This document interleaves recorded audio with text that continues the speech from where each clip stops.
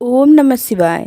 आज हम सुनेंगे चौथ माता की पौराणिक कथा। एक सेठ सेठानी थे। उनके एक बेटा और बहू थे। बहू सबको भोजन करा के फिर स्वयं भोजन करती।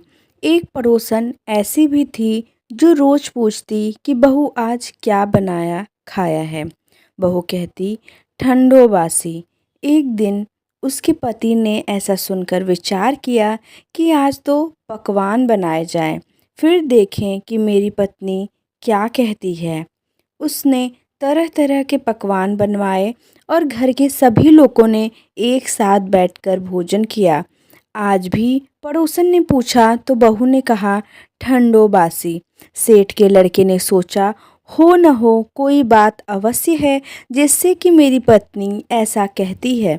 उसने पत्नी से पूछा तुम रोज ठंडो बासी खाया ऐसा क्यों कहती हो, जबकि अपन सब ने एक साथ बैठकर कई तरह के पकवान खाए। उसकी पत्नी बोली अपन जो खा रहे हैं वह बाप बूढ़ों की कमाई है। जिस दिन आप कमा कर लाओगे उस दिन मैं समझूंगी कि ताज़ा भोजन कर रहे हैं। अब एक दिन लड़के ने माँ से कहा मैं एक बड़े शहर में कमाई करने जा रहा हूँ। माँ बोली बेटा अपने पास इतना धन है कि खाया नहीं खूटेगा। माँ ने मना करने पर भी बेटे ने स्वयं कमाने का दृढ़ निश्चय कर लिया और जाते समय पत्नी से कहा मैं जब तक कमाकर बहुत सा धन लेकर न आऊं तुम चूल्हे की आग मत बुझने देना। एक दिन चूल्हे की आग बुझ गई तो वह मन ही मन घबराने लगी, कहीं मेरे पति पर संकट तो नहीं आन पड़ा। जल्दी से पड़ोस में से आग लाकर चूल्हे में रख दूं। ऐसा विचार करके पड़ोस में गई। वहाँ पड़ोसन चौथ माता का व्रत पूजन कर रही थी। पड़ोसन ने कहा थोड़ी देर में आकर ले जाना। बहू ने पड़ोसन से पूछा आप यह व्रत क्यों करती हैं, इससे क्या मिलता है। पड़ोसन ने कहा चौथ माता के इस व्रत को करने से अन्न लक्ष्मी मिले और अपनी मनोकामना पूरी हो। अब बहू भी चौथ माता का व्रत करने लगी।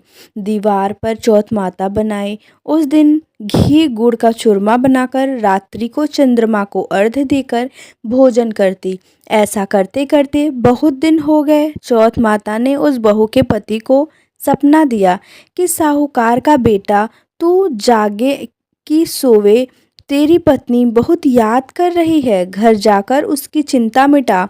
तू दुकान खोलकर कंकु केसर का पगल्या बना के बैठ जाना। आज तेरा हिसाब किताब चुकता हो जाएगा। अब तो चौथ माता ने जैसा कहा था वैसा ही हुआ। उसने घर जाने की तैयारी की और गाड़ी भर के धन दौलत लेकर चल दिया। रास्ते में एक बड़ा सा काला नाग फन फैलाए बैठ गया और कहने लगा आज तो मैं तुम्हें डसूंगा, छोड़ूंगा नहीं। आज तेरी आयु पूरी हो गई है। सेठ ने लड़के से कहा आज चौथ माता ने मुझे सपना दिया तो मैं पत्नी से मिलने घर जा रहा हूँ।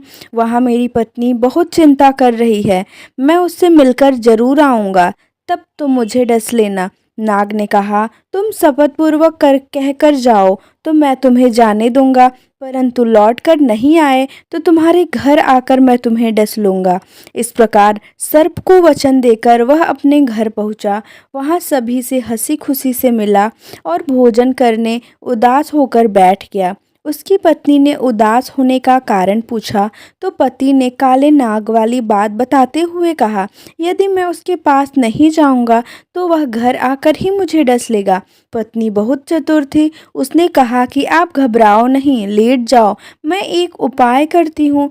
पत्नी ने कमरे की 7 पीढ़ी सिडाव धोई धोई। पहली पीढ़ी पर रेत, दूसरी पर इत्र, तीसरी पर गुलाब फूल, चौथी पर कंकु केसर, पांचवी पर लड्डू पेड़ा, छठी पर गाड़ी गलीचा और सातवीं पीढ़ी पर दूध का कटोरा भरकर रख दिया। इस प्रकार वह 7 ही पीढ़ी सजाकर बैठ गई।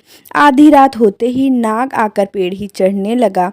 पहली पीढ़ी पर रेत से लौट गया और कहने लगा कि सेठ की बहू ने आराम तो बहुत दिया पर वचनों से बंधकर आया हूँ, सो डसूंगा अवश्य ही। इसी प्रकार 7 पीढ़ियों पर नाग आराम करता हुआ और कहता हुआ कि डसूंगा जरूर। कमरे में जाने ही वाला था कि चौथ माता ने विचार किया कि मैं इसे नहीं बचाऊंगी तो संसार में धर्म कर्म और व्रत पूजन कौन मानेगा।